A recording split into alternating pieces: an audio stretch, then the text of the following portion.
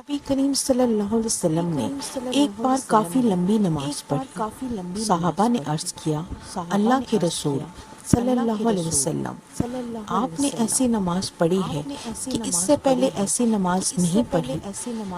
آپ صلی اللہ علیہ وسلم نے فرمایا، ہاں، یہ امید و خوف کی نماز تھی۔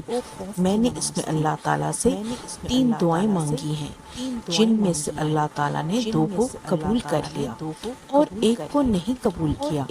میں نے پہلی دعا یہ مانگی کہ میری امت کو عام قحط میں ہلاک نہ کرے۔ اللہ نے میری یہ دعا قبول کر لی۔